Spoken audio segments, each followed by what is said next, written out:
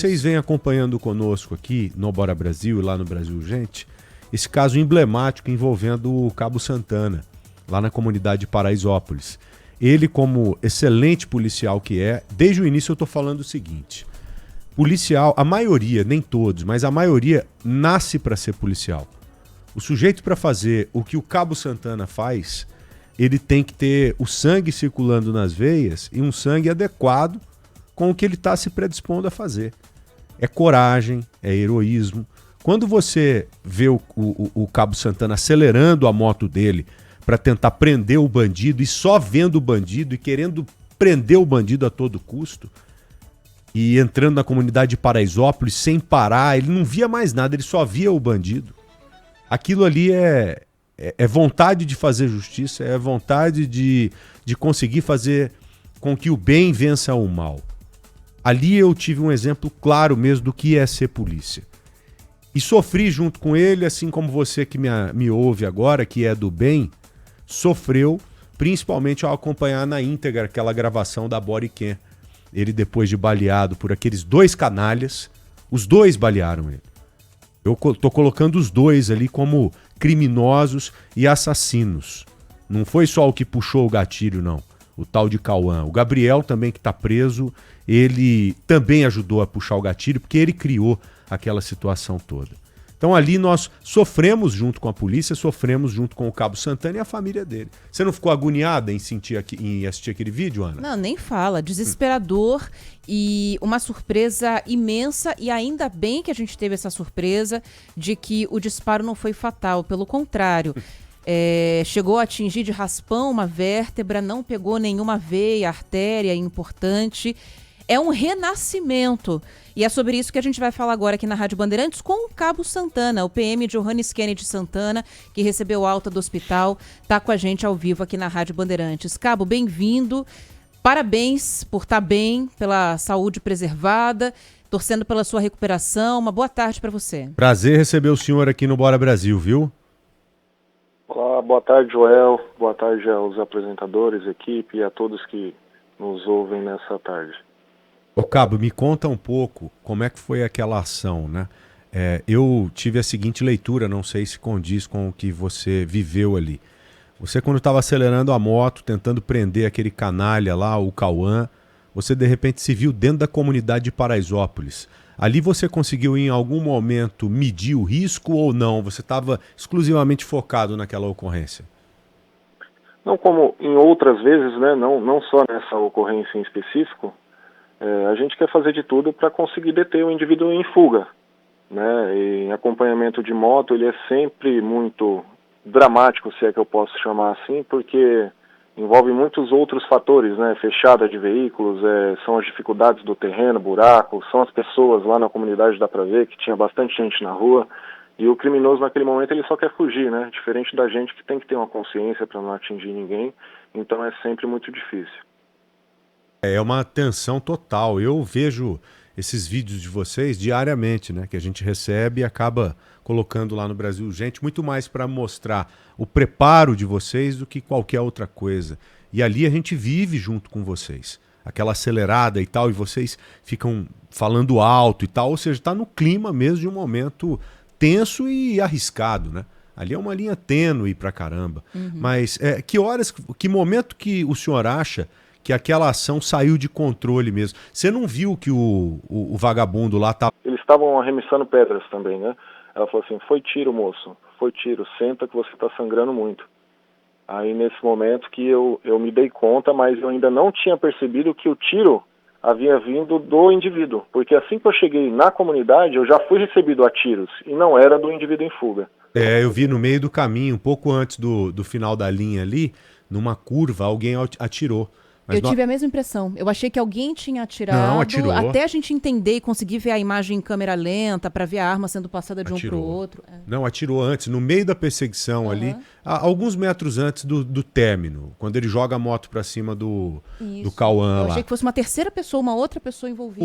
Alguém atirou no meio do caminho. O cara viu a polícia, bandido. O que atingiu o pescoço mesmo. Não foi ele, não. É alguém lá da comunidade que viu a polícia passando, tá vindo lá a polícia e tal, e atirou em direção ao Cabo Santana. Felizmente não não acertou. O senhor recebeu algum tipo de auxílio de alguém lá da comunidade? O senhor está falando que uma mulher chegou perto e falou, olha, não, foi tiro, moço e tal. Alguém te Senta aí, amparou então. dentro do possível ou não? O senhor ficou vendido ali? Porque normalmente impera o medo, né?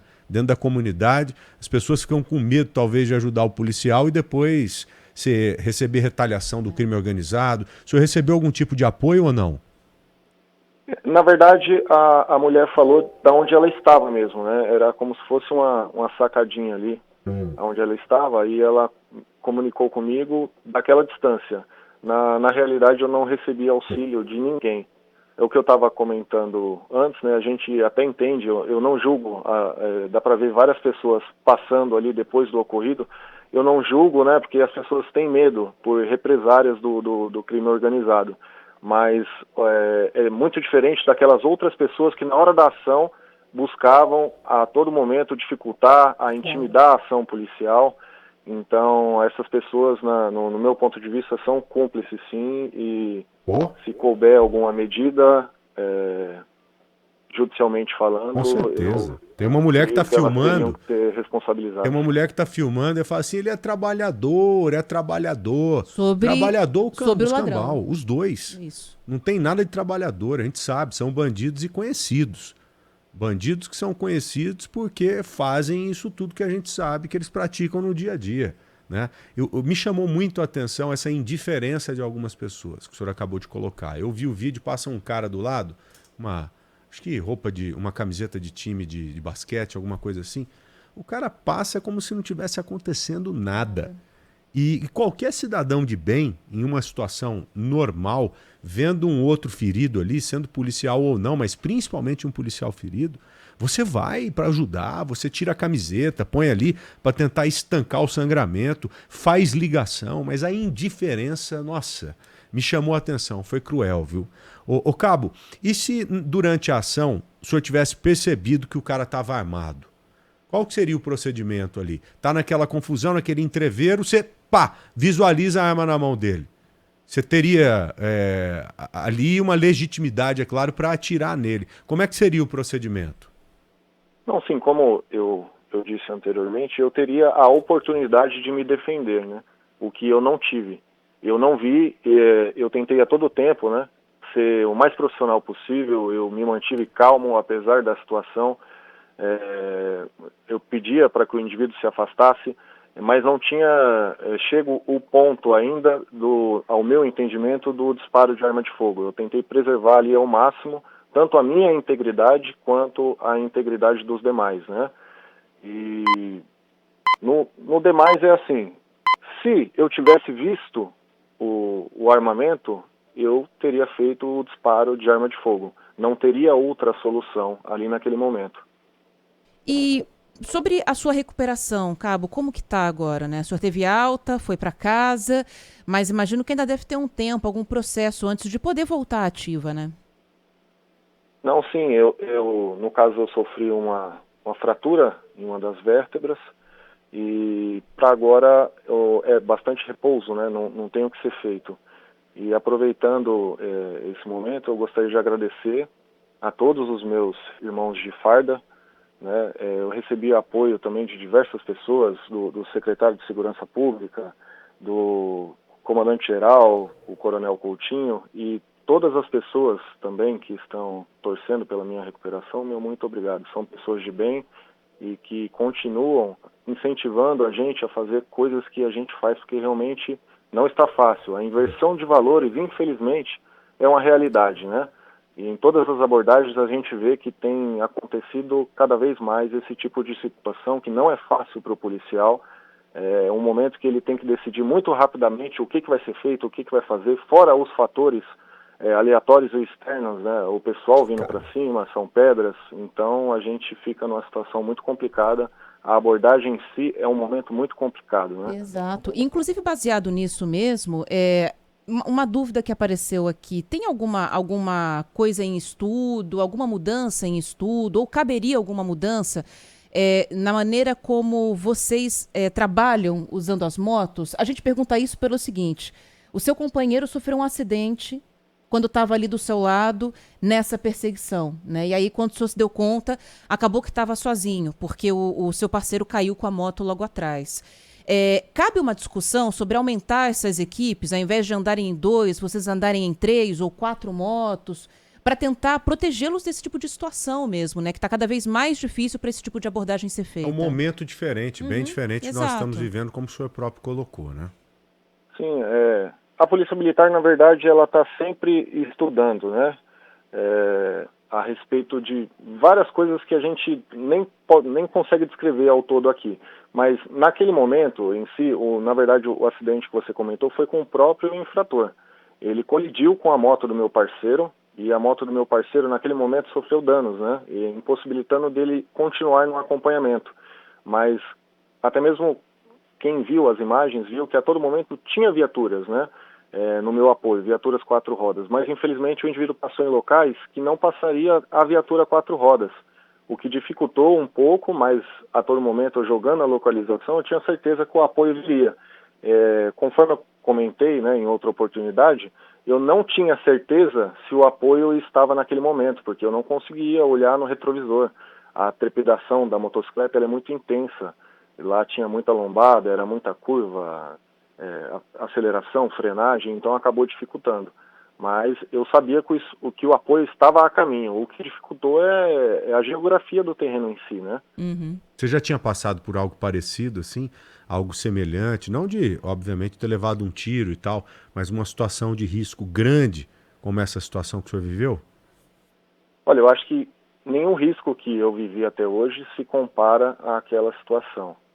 Eu tenho quase 10 anos de polícia e igual àquela situação, não. Já teve momentos que você vai abordar o indivíduo, ele acaba resistindo de alguma forma, mas acaba sendo uma situação controlada porque não teve a interferência de pessoas, né?